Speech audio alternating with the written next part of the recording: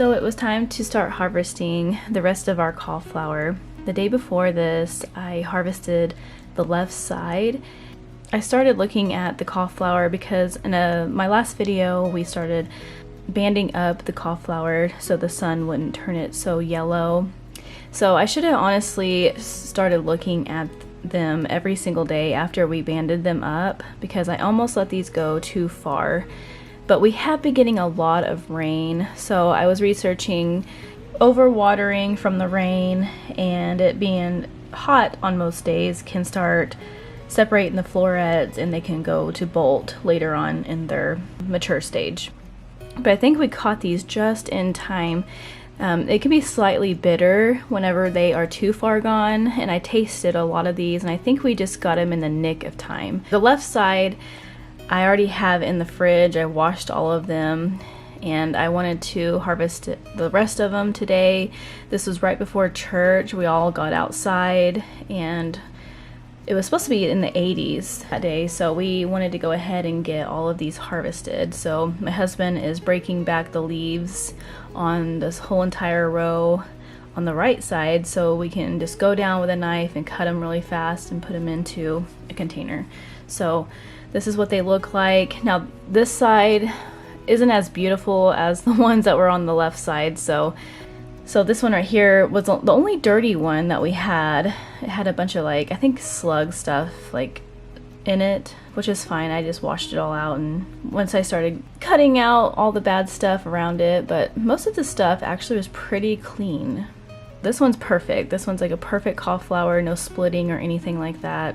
So we started to get all of these kind of cut up, and the whole family's out here helping. They love to be in the garden helping us, and it was kind of weird. Like in some spots we had smaller cauliflower heads, and then on other ones they got huge. Now later on in this video I'll show you how huge these cauliflower got. I'm so proud this year because these are actually the biggest cauliflower that I've ever grown. So they did really well. Cauliflower always does really well for me. So these ones right here are on the smaller side, and these are actually, they look perfect. They didn't start splitting or anything, just fine to put up into the freezer.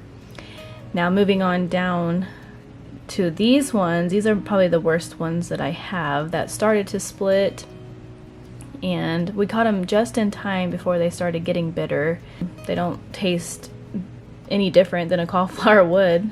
So you can see here how they're starting to split. You want to harvest way before this starts happening. And I'm kicking myself because I should have checked these every single day, which, I mean, we've been getting so much rain this year, which we're grateful for, but the rain always can split these and stress them out. Seems early to be harvesting my cauliflower this year, but I guess it's just the rain that we've been getting every day. Like, we literally been getting rain every single day. It's kind of an odd year of rain, which is a good odd year. But you can see here the pot full of cauliflower that we got. This is our second round, and then my first round's already in the refrigerator. And my husband's going through here and cutting out the rest of the leaves, and we're going to feed them to the chickens and the pigs, and we're going to leave the roots intact. I'm going to clean up this row, and I'm going to take off the plastic, and then I'm gonna seed my summer cover crop in here. So everyone is on board and helping, trying to get this done before we have to go to church. I would like to get all this done because it's supposed to be in the 80s. I don't like to harvest whenever it's really hot.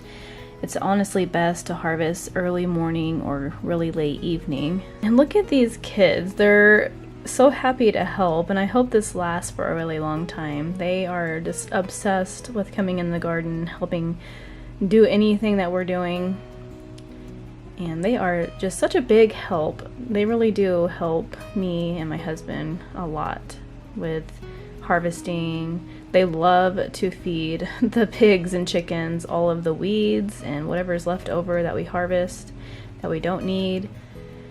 So here I'm taking up the plastic, and I'm completely going to remove all of this plastic, and I need to weed out all of these weeds in these rows.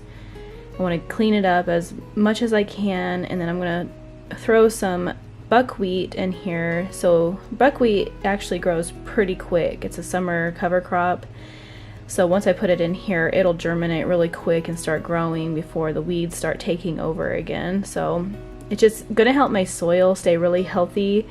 Buckwheat is a great summer crop to use whenever you're transitioning your rows, harvesting, and then it's easy to terminate. The roots from the buckwheat that are growing will still feed the microbes and keep it really healthy. So I'm gonna try to seed this tomorrow after I film this video. I'm going to clean up the weeds and get it in there before the weeds start growing back.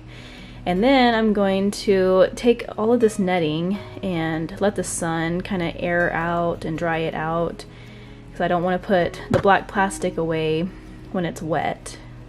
But I am going to reuse my netting for my lettuce row.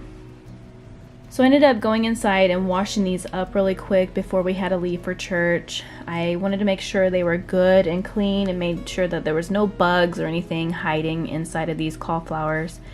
And then I put them on a lint-free towel to air dry. And I let these ones air dry while we were in church, because I knew as soon as I got home I was going to be processing all this. So this is the first batch that I cleaned up. And then this is the harvest that I had yesterday. These were the perfect looking ones. Look how big these cauliflower are. It's like bigger than my head. And these are the same ones from yesterday that I washed up. They were a little hint of purple, but this is the stage that you want to start harvesting before they start splitting. They're absolutely beautiful. So after church, we came home, ate lunch, and I started in on processing all this. So I'm just cutting them all up into small pieces, putting them to the bowl. And I want to get all this cut up before I start boiling my water, so I can just be ready to start blanching them. And basically, I'm just going to blanch them in boiling water for 2 to 3 minutes, and then put them into ice water to stop the cooking process. Then lay them on a towel and dry them up as much as I can. And then I just lay parchment paper down and put them on the parchment paper, and then I'm going to flash freeze them. And I'm just going to flash freeze them overnight, and then tomorrow I'm going to vacuum seal all of them. I'm going to weigh them out and vacuum seal them, and then that'll keep their freshness for a year. So once I got everything cut up in 2 of these big bowls, I had my water at a boiling water, like full boil, and then I just put in as much as I could. I didn't really want to overcrowd it. I'm getting these all in, and it takes a minute to start boiling again once you get them in, but once it's at a rolling boil, you want to boil for 2 to 3 minutes. And then I was getting my ice bath water ready, because as soon as they're done boiling, you need to put them in the ice bath to stop the cooking process.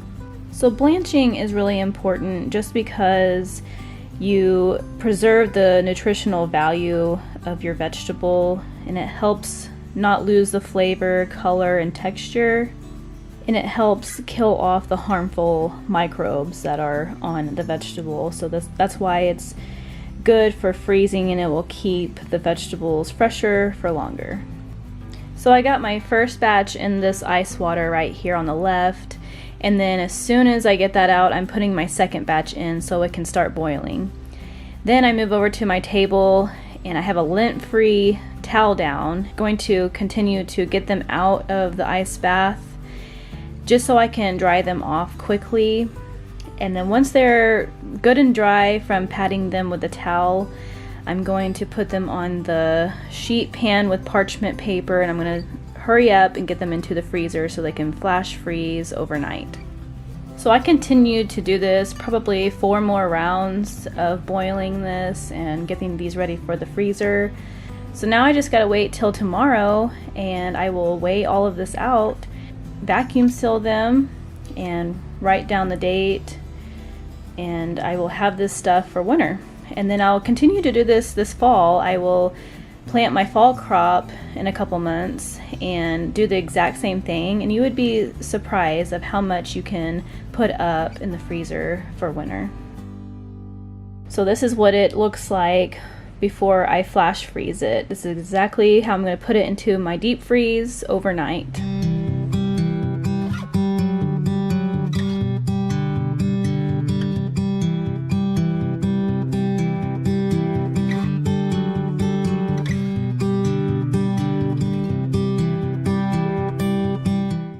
So it is the next day, and I am working on, first thing in the morning, getting these cauliflower vacuum sealed. I'm ready to get this done. So what I'm starting off here is I am using my vacuum sealer, and I make my own little bags. I just cut them up. I get the rolls, so I have to seal them first thing, and then I weigh this all out to 1 pound. And then I just put them in the vacuum seal bags and vacuum them up. And I feel like this is such a great way to freeze anything. I think it lasts longer than just using a regular gallon-size Ziploc bag. This might be more, costly because you have to buy the rolls of vacuum seal bags, but I really think it's worth it because your vegetables last that much longer in the freezer. So this probably just took me about 30 minutes to do all of this. It is time consuming, it takes 2 days because you have to blanch and flash freeze them overnight, and then the next day you have to vacuum seal all of this. And I did 1 pound each on these bags. That way it's kind of like whenever I'm cooking for supper, I will grab these out, and you can either air fry them or put them in the oven and roast them. So I ended up getting 8 bags of cauliflower, and I think that's awesome. And I have 2 tiny little bags of my broccoli, and I added some of the cauliflower to the broccoli just to kind of get it up to that pound. I did not get very much on my broccoli this year on my harvest, so I just had to add in some cauliflower to it. You can see here that the broccoli. But I am really grateful for the harvest that I got this spring, and I am just so happy that I can put this into the freezer. And then these are my 2 little broccolis with the cauliflower, but I just put the date on there, and then I put spring, so I know it's the spring harvest. So this fall I will do the exact same thing, but I'll put fall harvest on it. So once I was all done with processing all of that, I put everything back into the freezer, and I went straight outside and started working on the row that I cleared out from the cauliflower. And I started weeding everything, and then I kind of just roughed up the soil a little bit, and then I took some of my buckwheat. You can see here all the buckwheat that I'm going to be using, all this seed. And then I just scatter it with my hands down the row. And it's so easy, you just broadcast it. I always broadcast it, I don't have to plant it by hand or anything. So after this, I will take my rake, my hand rake, and kind of just work it into the soil. And we actually made some compost for 6 months, and it was finally ready to be used. I am so excited that we made our own homemade compost. We started doing this last year and really focusing on making our own compost so I don't have to buy anymore. So this right here is completely done, and I'm just putting on 1 to 2 layers on top of this row. So with my buckwheat and with my compost, I'm getting that much nutrients on top of this soil. And here in probably about 2 months, I will be planting my fall crops again. So it's just like a cycle of continuing to keep the soil healthy so the plants will be healthy.